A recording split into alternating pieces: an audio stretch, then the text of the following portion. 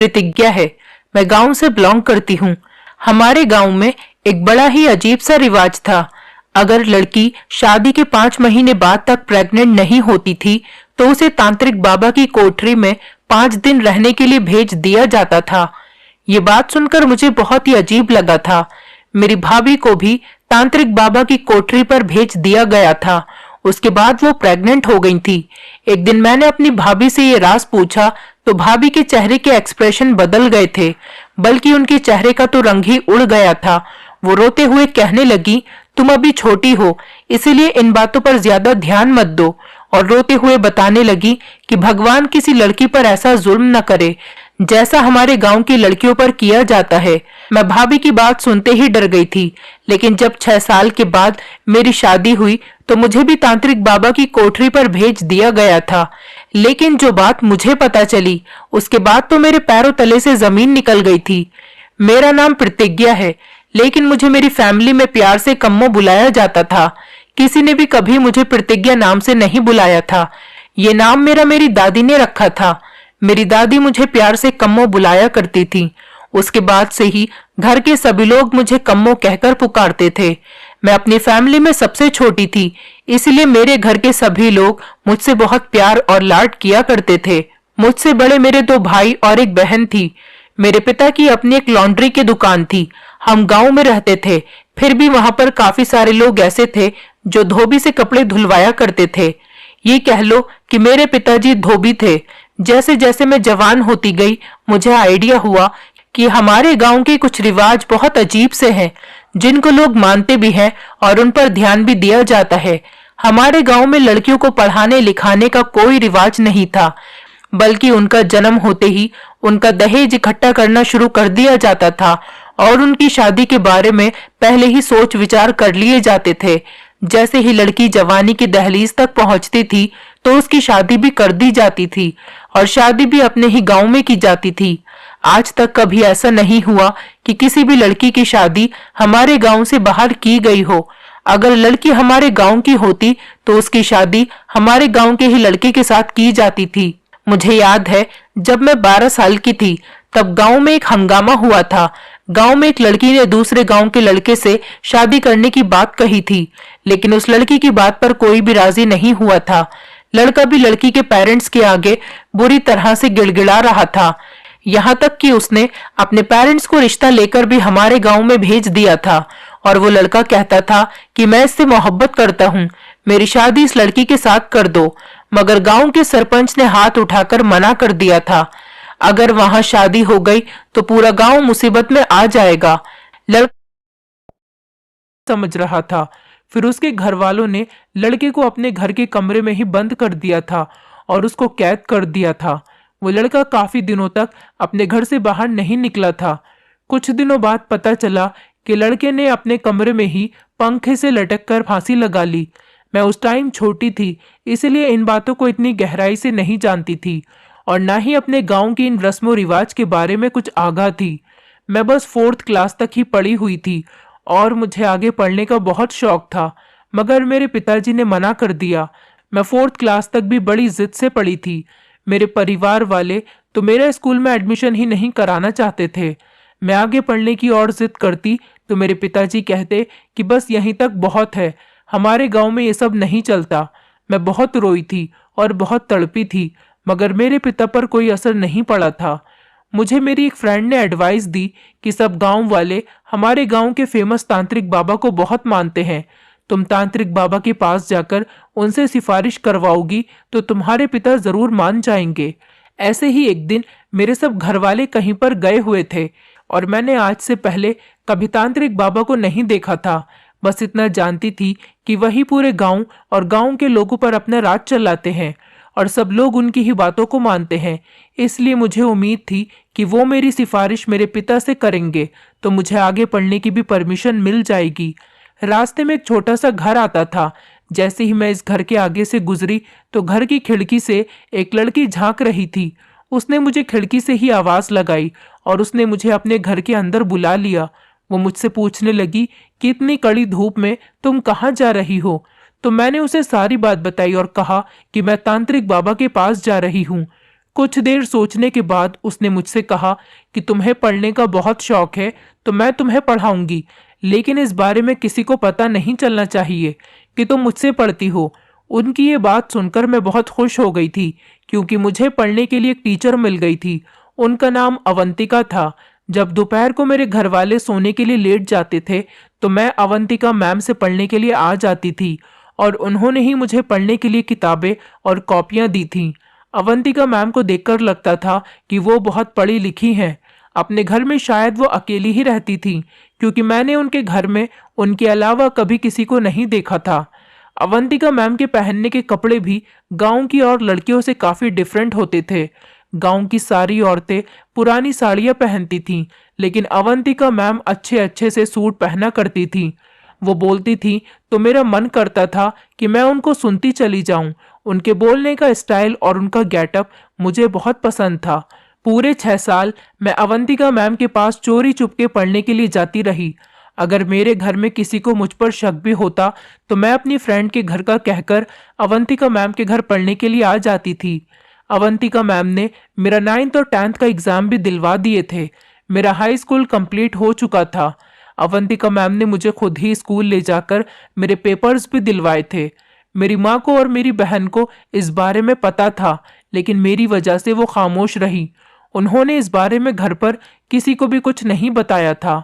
मैंने high school complete कर लिया तो मेरी माँ ने मुझसे कहा कि अब तुम बहुत बड़ी हो गई हो, कि तुम्हारे पिता और दोनों भाइयों ने तुम्हारे घर से बाहर निकलने पर पाबंदी लगा दी है। वैसे भी अब तुम्हारे भैया की शादी होने वाली है, इसलिए तुम अपने भैया की शादी की तैयारी में बिजी हो जाओ। मैंने अपनी माँ से कहा, माँ मैं चाहती हूँ भैया की शादी में अवंतिका मैम को भी बुलाया जाए। ये बात सुनकर मेरी माँ अचानक ही घबरा गई और कहने लगी, खबरदार किसी को बताना भी मत कि तुम उस अवंतिका को जानती हो। इस गांव के सभी लोगों ने उसके साथ संबंध खत्म कर रखे हैं। मैं ये सुनकर हैरान रह गई और कहने लगी, मगर ऐसा क्यों माँ? माँ कहने लगी, क्योंकि एक दिन उसने तांत्रिक बाबा के साथ बहुत बदतमीजी की थी। ये तांत्रिक बाबा वही था जिसको गांव के सारे लोग बहुत इज्जत दिया करते थे और उसका बहुत सम्मान किया करते थे।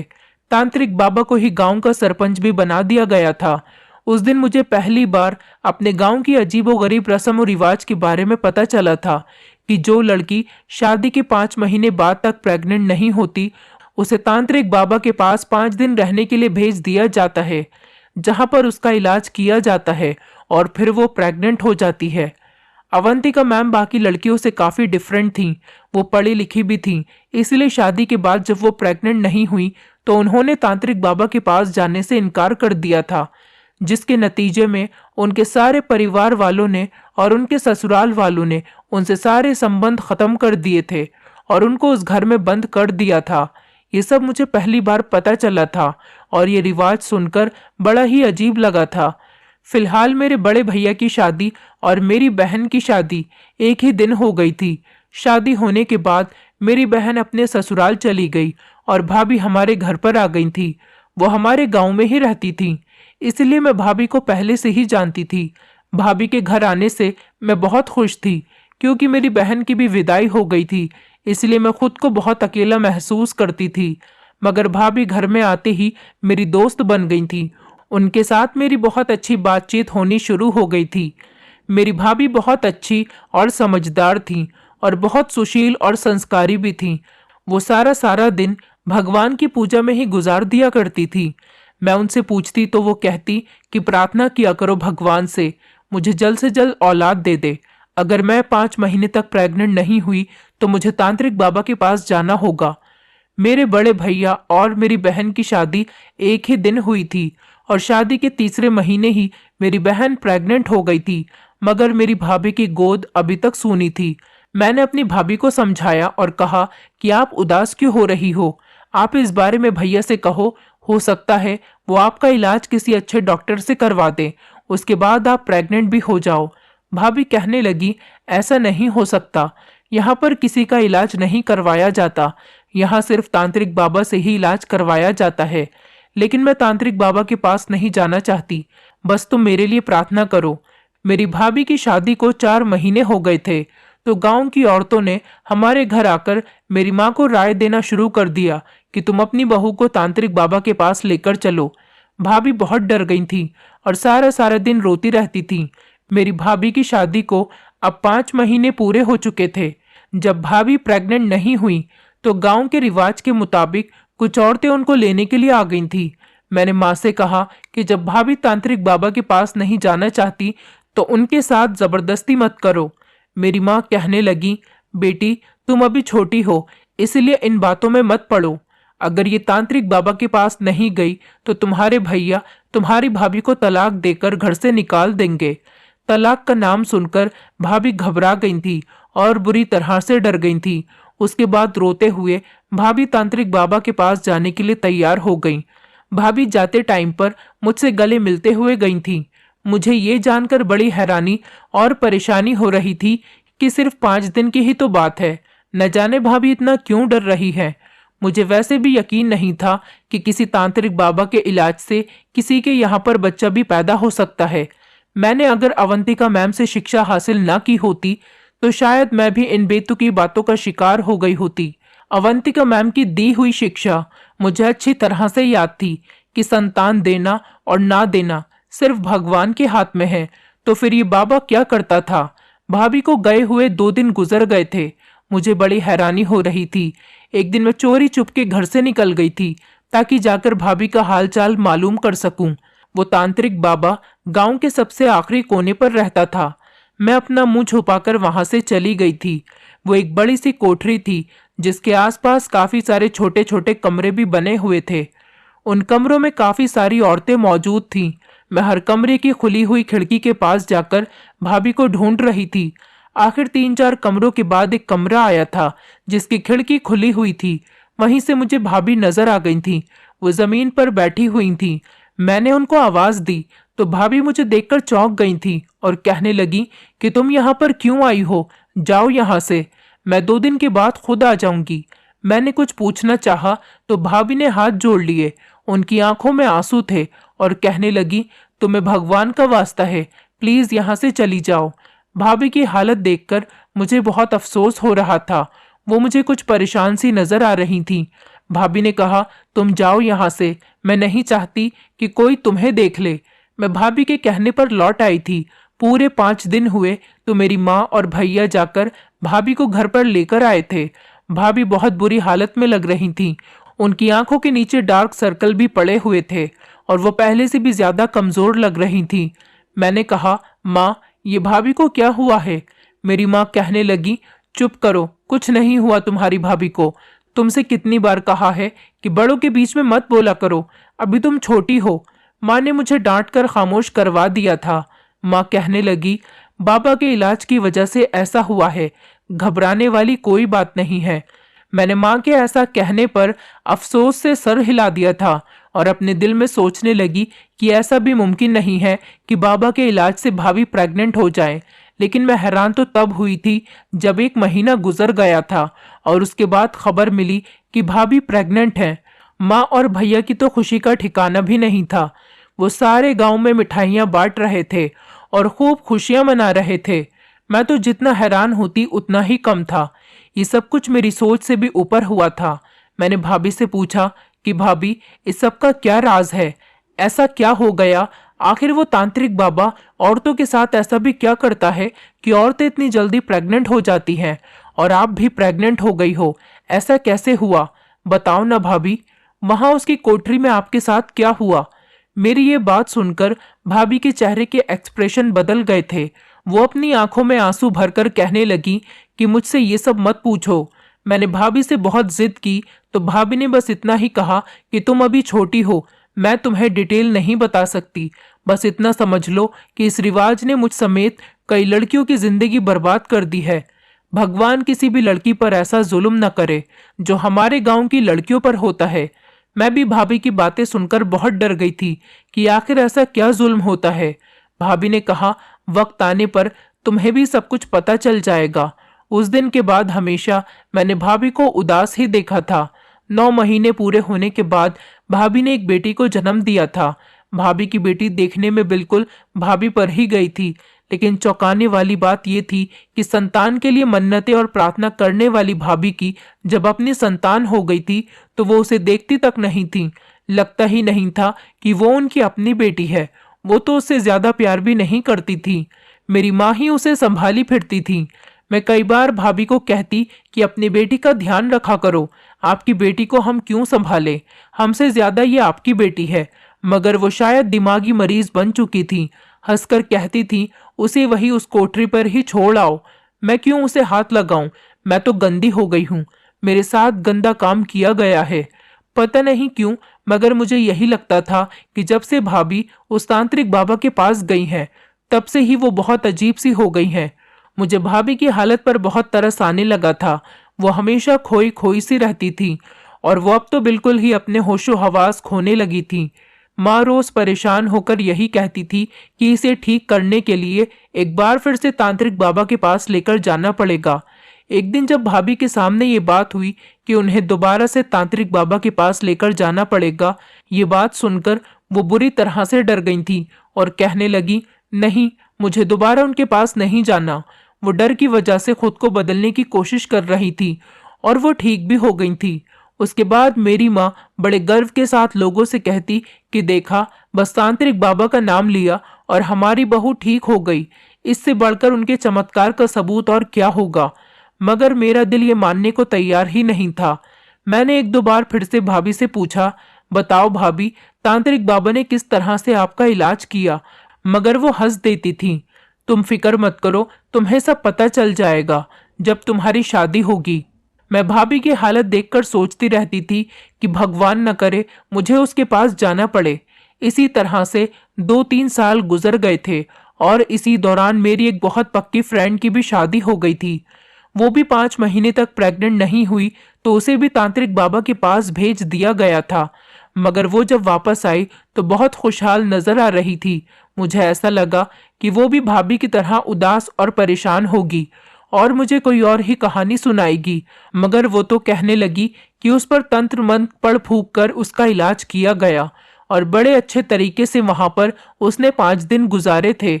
उसके साथ कुछ भी गलत नहीं हुआ था और ज्यादा हैरत की बात यह थी कि वो भी प्रेग्नेंट हो गई थी। वो अलग अलग बातें एक ही इंसान के बारे में बता रही थी। मैं बहुत उलझन का शिकार हो गई थी। मेरे लिए गांव से एक रिश्ता आया और जल्दी ही मेरी शादी भी कर दी गई थी। मैं अपनी शादी के बाद बहुत खुश थी क्योंकि मेरा पति बहुत अच्छा इंसान था और मेरी ससुराल में भी सब लोग बहुत अच्छे थे। मैंने कभी सपनों में भी नहीं सोचा था कि जो दूसरों के साथ हुआ ऐसा कभी मेरे साथ भी हो सकता है। जैसे ही मेरी शादी को 3 महीने गुजरे, हर तरफ से आवाज आने लगी कि तुम्हारे यहाँ बच्चा कब पैदा होगा, ये प्रेग्नेंट कब होगी। कोई औरत हमारे घर में आकर कहती कि अगर तुम्हारी बहू 5 महीनों तक प्रेग्नेंट नहीं हुई तो उसे तांत्रिक बाबा के पास ले जाना। मैं इन सारी बातों से बहुत परेशान हो गई थी और परेशान होकर अपनी अवंतिका मैम के पास चली गई थी और उनको सारी बात बताकर उनसे राय मांगी। उन्होंने मुझसे कहा कि ऐसा करना, अपनी शादी के 5 महीने पूरे होने के बाद तुम अपनी ससुराल वालों को झूठ बोल देना कि तुम प्रेग्नेंट हो गई हो। मैं ये राय सुनकर परेशान हो गई और कहने लगी कि ऐसे तो कुछ दिनों बाद मेरा राज खुल जाएगा और जब सच सबके सामने आएगा फिर मैं क्या करूंगी। अवंतिका मैम ने कहा, तो फिर तुम्हारे पास एक ही रास्ता है, तुम वहां जाने से मना कर देना। मैंने दुखी होकर उनसे कहा कि आपकी तरह मुझे भी घर के अंदर कैद करके रखा जाएगा। आप तो बहुत मजबूत हो, लेकिन मैं इस तरह की जिंदगी नहीं जीना चाहती। अवंतिका मैम ने हैरान होकर पूछा, फिर तुम क्या करोगी। मैंने उनसे कहा कि मैं तांत्रिक बाबा के पास जरूर जाऊंगी और जाकर सच का पता लगाऊंगी कि आखिर वहां पर चल क्या रहा है, और मैं अपनी सास को भी कह दूंगी कि ठीक है, मैं चली जाऊंगी। रिवाज के मुताबिक मेरी सास और गांव की 2 औरतें मुझे अपने साथ लेकर तांत्रिक बाबा की कोठरी पर छोड़ने चली गई थी। रास्ते में मुझे मेरी भाभी मिल गई थी और वो इशारे से मुझे मना कर रही थी कि वहां मत जाओ। मगर मैं इतने सालों से अपने अंदर चलती हुई कश्मकश और सवालों के जवाब जानना चाहती थी, इसलिए मुझे बाहर जाने का कोई डर खौफ भी नहीं था। मैंने जैसे ही वहां पर कदम रखा, हैरत की वजह से मेरे कदम जकड़कर रह गए थे। ये वो माहौल नहीं था जो मेरी शादी से पहले था। यहाँ पर सारी औरतें गीता का पाठ पढ़ती हुई नजर आ रही थीं। चारों तरफ अगरबत्ती की खुशबू आ रही थी। मैंने इससे पहले कभी तांत्रिक बाबा को नहीं देखा था। मैंने उनका सिर्फ नाम ही सुना था और जब देखा तो मैं दंग रह गई थी। उसके पास एक काला पत्थर रखा हुआ था और वो आंखें बंद करके बैठा था। उसके पास लोग जाते और वो उन पर कुछ पढ़कर फूंक रहा था। ये सब देखकर मैं बहुत ज्यादा हैरान रह गई थी। भाभी तो कुछ और कहा करती थी, लेकिन यहाँ पर ऐसा कुछ भी नहीं था। मैं हैरान रह गई थी। मेरी सास मुझे तांत्रिक बाबा के कहने पर एक कमरे के अंदर छोड़ गई थी। ये कमरा छोटा सा और सिंपल था और चारों तरफ चादर बिछी हुई थी और जगह जगह मोमबत्ती भी लगी हुई थी। सारे कमरे में मोमबत्ती की रोशनी हो रही थी। इस खतरनाक कमरे में मुझे डर लग रहा था, लेकिन इस कमरे में मेरे अलावा और कोई मौजूद नहीं था। मैं यहाँ पर अकेली थी। मुझे अपनी दोस्त की बात पर यकीन आने लगा कि यहाँ पर सिर्फ तंत्र मंत्र फूंककर ही औरतों का इलाज किया जाता है। मेरी सास ने मुझे बताया था कि मुझे 5 दिन तक लगातार यहीं पर रहना है। मैं यहाँ पर सुबह के टाइम आई थी, लेकिन अब मुझे रात हो गई थी। रात के टाइम पर मेरे पास एक लड़की मुझे खाना देने के लिए आई थी। उस लड़की के अलावा कमरे में अभी तक कोई और मुझसे मिलने के लिए नहीं आया था और ना ही इस बाबा ने मुझे बुलाया था। मैंने सोचा उनके पास ज्यादा भीड़ भाड़ थी, इसलिए शायद मुझे सुबह बुलाया जाए। यही सब सोचकर मैं सोने के लिए लेट गई थी। मैं बहुत गहरी नींद में चली गई थी जब आधी रात को मुझे ऐसा महसूस हुआ कि कमरे के अंदर कोई दाखिल हुआ। मेरी तो जान ही निकल गई थी। कमरे में बुरी तरह से अंधेरा छाया हुआ था। मेरे दिमाग में वो सब आने लगा जो भाभी कहा करती थी। इससे पहले मैं शोर मचाती, जो आदमी अंदर आया था उसके हाथ में एक मोमबत्ती थी और उस मोमबत्ती इससे पहले मैं शोर मचाती, जो आदमी अंदर आया था उसके हाथ में एक मोमबत्ती थी और उस मोमबत्ती की रोशनी जब उस आदमी के चेहरे पर पड़ी तो उसे देखकर मुझे कुछ सुकून हुआ था। वो तो और कोई नहीं बल्कि मेरा पति था। मैंने हैरान होकर अपने पति से पूछा कि आप यहाँ पर क्या कर रहे हो? तो वो कहने लगे कि तांत्रिक बाबा ने कहा था कि तुम अपनी पत्नी के कमरे में रात को जाकर सो जाना। वो कहीं अकेली रात को यहाँ पर डर न जाए, इसलिए मैं यहाँ पर तुम्हारे पास आ गया। मुझे ये सब सुनकर बड़ी तसल्ली हुई थी कि वो तांत्रिक बाबा ऐसा नहीं है जैसा मैंने उसके बारे में सोचा था। अगले दिन तांत्रिक बाबा ने मुझे और मेरे पति को सुबह सुबह अपने पास बुलाया और हम दोनों पर कुछ पढ़कर फूंक दिया और उसके बाद मेरे पति काम पर चले गए। उसके बाद मेरे पति ने मुझे मेरे ही कमरे में बने हुए मंदिर के आगे प्रार्थना करने के लिए कहा। फिर रात हुई तो फिर से मेरा पति मेरे पास आ गया था। मैं वहाँ का सारा माहौल देखकर बहुत इम्प्रेस हुई थी, लेकिन बस एक बात मुझे समझ नहीं आई थी कि मेरे पति ने इतने ढेर सारे पैसे उस तांत्रिक बाबा को क्यों दिए। कहीं ये इस बाबा की फीस थी या कुछ और। तो मेरा पति कहने लगा कि अरे पागल, तांत्रिक बाबा हमारे लिए कितना कुछ कर रहे हैं, उनकी कोई फीस नहीं है, लेकिन ये मैंने अपनी खुशी से उनको दे दिए। ये रकम को हमसे ज़बरदस्ती तो नहीं ले रहे ना, ये सब अपनी खुशी और हैसियत के मुताबिक उनको पैसे दिए जाते हैं। उनके साथ कोई ज़बरदस्ती नहीं की जाती। बाबा जी इतने अच्छे हैं, तभी तो सारे गांव में तांत्रिक बाबा का नाम चलता है। तांत्रिक बाबा के पास 5 दिन तक मेरा इलाज चलता रहा था। मुझे वहाँ पर पीने के लिए कुछ दवाइयाँ भी दी जाती थीं। तांत्रिक बाबा मुझ पर कुछ फूंकने भी आते थे, लेकिन वो मुझे नज़र उठाकर तक नहीं देखते थे। भाभी की सारी बातें झूठ निकली थीं। वो तो ऐसे रोती थी जैसे यहाँ पर लड़कियों के साथ बहुत जुल्म किया जा रहा हो, जबकि मैंने देखा था कि यहाँ पर ऐसा कुछ भी नहीं था। मैं पूरे 5 दिन वहाँ पर रहकर आ गई थी। मेरी सास और पति को पक्का यकीन था कि मैं भी बहुत जल्द उनको प्रेग्नेंट होने की खबर सुना दूंगी, मगर 2 से 3 महीने गुजर चुके थे, लेकिन अभी तक मैं प्रेग्नेंट नहीं हुई थी। मेरी सास और बाकी लोग तरह तरह की बातें करने लगे थे कि लगता है इन पति पत्नी के पाप कुछ ज्यादा ही हैं, जो तांत्रिक बाबा के इलाज के बावजूद भी ये दोनों माता पिता नहीं बन पा रहे। मैं बहुत परेशान थी और इसी परेशानी में अपने माता पिता के घर चली गई थी। वहाँ पर भाभी भी मौजूद थी और अपनी बेटी को खाना खिला रही थी। भाभी मुझे देखकर मुझसे कहने लगी, क्या हुआ, वहाँ जाकर तुमने अपना शौक पूरा कर लिया? मैंने तुम्हें मना किया था ना कि तुम वहाँ पर मत जाओ, लेकिन तुमने मेरी एक नहीं सुनी। मैं तो पहले से ही बहुत परेशान थी। भाभी की बातें सुनकर मुझे और भी ज्यादा गुस्सा आ गया था। मैंने भाभी से गुस्से में कहा कि आपने मुझसे झूठ क्यों बोला, वहां पर तो कुछ भी ऐसा वैसा नहीं किया जाता जिसको बता बताकर आप इतना रो रही थीं। वो तांत्रिक बाबा तो बहुत शरीफ इंसान है और वहां के लोगों का इलाज बहुत ईमानदारी से करता है। मेरी बात सुनकर भाभी हंसने लगी और कहने लगी, तो फिर तुम अब तक प्रेग्नेंट क्यों नहीं हुई? और बाकी की लड़कियां वहां जाने के बाद प्रेग्नेंट क्यों हो गईं? मैं कैसे प्रेग्नेंट हो गई? मेरे पास तो एक बेटी भी है। मैं भी तो तांत्रिक बाबा के पास ही गई थी ना। मेरे पास भाभी के सवाल का कोई जवाब नहीं था, इसीलिए मैं चुप रही। भाभी मुझसे कहने लगी, तुम्हें डॉक्टर के पास जाना चाहिए। मैंने कहा, भाभी आपको तो पता है कि हमारे गांव में डॉक्टर के पास नहीं बल्कि इसी तांत्रिक बाबा के पास ही जाते हैं। मैंने आपकी ही बातों पर यकीन किया था और वहां पर चली गई थी ताकि वहां पर कुछ ऐसा वैसा हो जाए तो मैं इसका सच सारे गांव वालों के सामने ला सकूं। लेकिन मुझे तो वहां कुछ गड़बड़ नजर नहीं आई। भाभी कहने लगी, अब तुम देखना, रोज तुम्हारे घर 2 औरतें आएंगी और जो तुमसे कहेंगी कि अपने पापों का पश्चाताप करने के लिए दोबारा तांत्रिक बाबा के पास चली जाओ। तुम नहीं भी जाना चाहोगी तो फिर भी ये सारे गांव वाले तुम्हें दोबारा वहां भेजने पर तुम्हें मजबूर कर देंगे और इस बार तुम्हारा पति भी तुम्हारे साथ खड़ा नहीं होगा।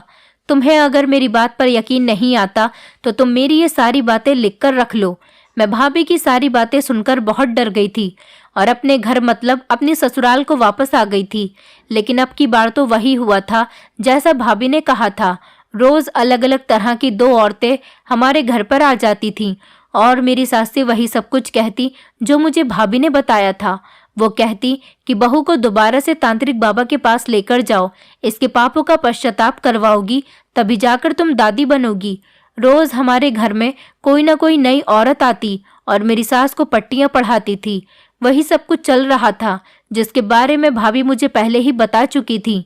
मैं इन सारे हालात से बहुत ज्यादा तंग आ चुकी थी क्योंकि अब मेरी सास के तेवर भी बदलने लगे थे और मुझे उनके तेवर से डर लगने लगा था। इसलिए एक दिन मैंने अपने पति से कहा कि चलो दोबारा तांत्रिक बाबा के पास चलते हैं। अब तक भाभी की कही गई सारी बातें सच साबित होती चली आ रही थीं। मैं और मेरे पति वहां पर गए तो तांत्रिक बाबा हमसे कहने लगा, तुम्हारे पति के पाप तो बहुत कम हैं, लेकिन तुम्हारे पाप ज्यादा हैं जिनका पश्चाताप करना होगा। तुम्हें ज्यादा से ज्यादा भगवान के आगे रो रो कर अपने पापों का पश्चाताप करना पड़ेगा, जिसके लिए तुम्हें पूरे लगातार 3 दिन और 3 रातों तक कमरे के अंदर बंद होकर सिर्फ और सिर्फ भगवान के आगे प्रार्थना ही करनी है। मैंने कहा, ठीक है, इसमें मेरे पति भी मेरा साथ देंगे। लेकिन तांत्रिक बाबा ने कहा, नहीं, इस बार तुम्हारा पति तुम्हारा साथ नहीं देगा और न ही कमरे में रुकेगा। ये बात सुनकर तो मेरे पसीने छूट गए थे। भाभी की कही गई हर बात सच साबित हो रही थी। ना जाने क्या सच था और क्या झूठ था। वो जो मैं अपनी आंखों से पिछली बार देख चुकी थी वो सच था या जो मैं अब देख रही थी वो सच था। मैं अपने पति को रोकना चाहती थी मगर वो नहीं रुके और मुझे छोड़कर चले गए। मेरा दिल कह रहा था कि मुझे यहाँ से भाग जाना चाहिए क्योंकि मुझे अपने साथ कुछ गलत होने का अंदेशा नजर आ रहा था।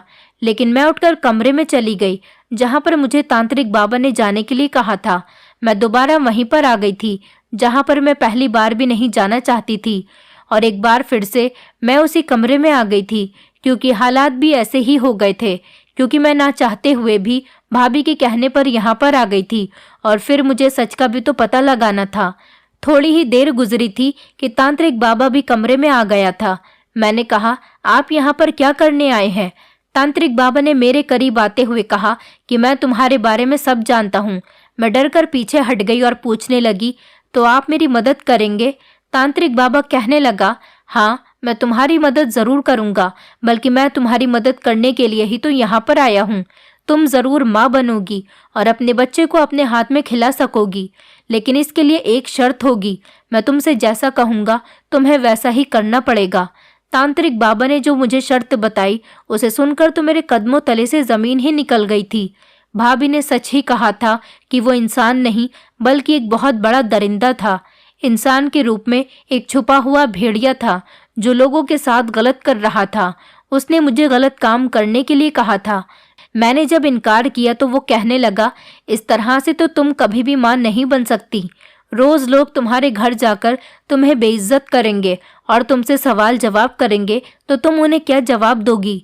उसने मुझे इतने बुरे तरीके से इमोशनल ब्लैकमेल किया था कि मेरे पास और कोई भी चारा नहीं बचा था कि मैं उसकी बात मानने के बारे में सोचूं। वो खतरनाक हंसी हंसने लगा था। मैं अब सब कुछ समझ चुकी थी। मैंने पूछा, यकीनन तुम्हारे पास जो औरतें आती होंगी तुम उनके साथ भी यही सब कुछ करते होगे और उसे इसी तरह से ब्लैकमेल करते होगे, इसलिए वो बेचारी चुप हो जाती होंगी और अपनी इज्जत और शादी बचाने की खातिर इस गलत काम के लिए तैयार हो जाती होंगी। वो तांत्रिक बाबा कहने लगा, ऐसा ही है। जो लड़कियां मेरे पास आती हैं वो ज्यादा ही बेबस और लाचार होती हैं, जमाने और ससुराल की सताई हुई होती हैं। अगर उनके यहाँ पर बच्चा पैदा ना हो तो उनका तलाक हो जाएगा। इसी डर से वो मेरे पास आती हैं और मेरे बच्चों की माँ बनकर अपनी शादीशुदा जिंदगी बचा लेती हैं। मेरी मानो तो तुम्हें भी अपनी शादीशुदा जिंदगी बचाने के लिए ऐसा ही करना चाहिए। मैंने कहा, तुम्हें शर्म नहीं आती मासूम गांव वालों को धोखा देते हुए? ये रस्म रिवाज के नाम पर तुमने बहुत सी औरतों के साथ गलत काम किया है, उनकी इज्जत के साथ खिलवाड़ किया है। वो हंसने लगा और कहने लगा, इस रिवाज की शुरुआत मेरे पिता ने की थी। वो अच्छी खासी कमाई करते थे और इलाज के नाम पर अय्याशी भी कर लिया करते थे। ये गांव वाले बहुत मासूम लोग हैं, इनको बेवकूफ़ बनाना बहुत ही आसान बात है, क्योंकि इनको बेवकूफ़ बनाया नहीं जा सकता। ये लोग तो पहले से ही बेवकूफ़ हैं। अपनी बहन बेटियों और पत्नियों को गैर मर्द के हवाले छोड़ जाते हैं। मैं उस आदमी की बातें सुन सुनकर शॉक्ड रह गई थी। उसने मुझे काफ़ी सारी ऐसी बातें बताई थी जो हैरान कर देने वाली थी। वो आदमी जिसे सारे गांव वाले अपना सब कुछ मानते थे, वो इतना घटिया हो सकता है, मैंने ये कभी सपने में भी नहीं सोचा था। लेकिन जब पहली बार मैं आई थी तो यहाँ पर सब कुछ बहुत अलग था। तब उसने अपनी असलियत क्यों नहीं दिखाई? यही सवाल जब मैंने उससे पूछा तो वो कहने लगा, मैंने पूरे गांव में अपनी खबरी औरतें फैलाई हुई हैं, जो एक तो मेरे बारे में लोगों का भरोसा जीत लेती है और दूसरा वो जानबूझकर उन लड़कियों के घर जाती थी जिनके यहाँ पर बच्चे पैदा नहीं होते थे। उन लड़कियों की सास और ससुराल वालों के दिमाग में ये बात बैठाती थी कि वो उनको मेरे पास लेकर आ जाएं। इन्हीं औरतों की खबर से मुझे पता चला कि तुम इस नियत से मेरे पास आ रही हो ताकि तुम मेरी असलियत के बारे में जान सको। इसलिए मैंने अपना रूप बदल लिया और अपनी कोठरी के होली को भी बिल्कुल बदल दिया था। मैं नहीं चाहता था कि तुम मुझ पर किसी तरह का भी शक करो, इसलिए मैंने तुम्हें शक करने का मौका ही नहीं दिया।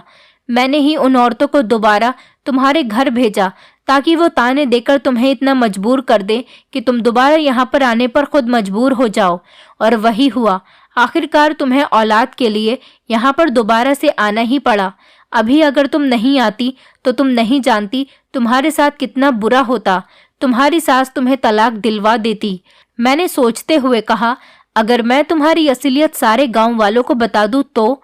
वो तांत्रिक बाबा कहने लगा, तुम ऐसा करोगी तो बहुत बुरा पछताओगी, क्योंकि कोई भी तुम्हारी बात का यकीन नहीं करेगा। तुम्हें याद नहीं कि तुम शायद इन गांव वालों के सामने मेरी तारीफ कर चुकी हो। ये बात तो वो सच में बिल्कुल ठीक कह रहा था। ऐसा ही था। मैं थोड़ा आगे बढ़ी। वो बहुत खुश हुआ कि शायद मैंने उसकी शर्त मान ली, मगर मैं उससे थोड़ा और आगे बढ़ी और कमरे के पर्दों को झट से हटा दिया। पर्दे के पीछे से गांव वाले बाहर आ गए थे। उसके बाद तांत्रिक बाबा के चेहरे का रंग उड़ गया था। उसे उम्मीद नहीं थी कि बाजी इस तरह से भी पलटी जा सकती है और मैं ऐसा भी कुछ कर सकती थी। ऐसा उसने सपने में भी नहीं सोचा था। वो सबको एक साथ देखकर बुरी तरह से घबरा गया था और उसके पसीने छूटने लगे थे। मैं जब यहाँ पर 5 दिन रहकर गई थी तो सब लोगों ने मुझसे तांत्रिक बाबा के बारे में पूछा था। उस टाइम तो मैं इस आदमी की हकीकत नहीं जानती थी, इसलिए मैंने जो कुछ भी देखा था वही सब कुछ बता दिया था। अगर मैं सबको सच बताती तो कोई भी मेरी बात पर यकीन नहीं करता, इसलिए मैंने ऐसा इंतजाम किया कि इस आदमी की सच्चाई को सब अपनी आंखों से देख लेते और कानों से सुन लेते। इसी तरह उनकी आंखों पर पड़ा हुआ झूठ का पर्दा और अंधविश्वास की पट्टी भी खुल गई थी, जो काफी सालों से बंधी हुई थी। ये कमरा छोटा था, लेकिन अंधेरे की वजह से मैंने पहले ही गांव के लोगों को पर्दे के पीछे छुपा दिया था और चारों तरफ 2-2 लोग खड़े हुए थे। गांव के कुछ 2-3 जवान आदमी थे और 1-2 बूढ़े थे और 2-3 औरतें भी मौजूद थीं। मैं इन सब लोगों को बड़ी मुश्किल से यहाँ पर लेकर आई थी। मैंने इन लोगों से पहले ही बात कर ली थी और बड़ी मुश्किल से इन लोगों को अपने साथ यहाँ लाने के लिए राजी किया था, क्योंकि ये लोग तो अपने बाबा के बारे में कुछ गलत सुनने या मानने को तैयार ही नहीं थे और मुझे झूठा साबित करने के लिए ये लोग यहाँ पर आ गए थे। मैं अगर खुद बताती तो कोई मेरी बात पर यकीन नहीं करता, इसलिए मैं इस आदमी के मुंह से बातों ही बातों में सारी सच्चाई उगलवाना चाहती थी। मैंने इससे इस ढंग से बात की थी कि ये अपने गुनाह खुद अपने मुंह से निकाल दे।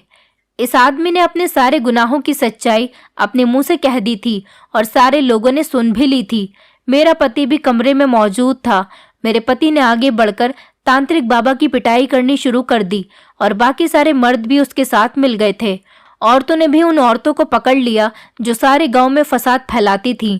मैंने ये सब कुछ अपनी भाभी के कहने पर किया था और मैं खुश थी कि इस झूठे और ढोंगी तांत्रिक बाबा की असलियत मैंने सारे गांव के सामने लाकर खोल दी थी।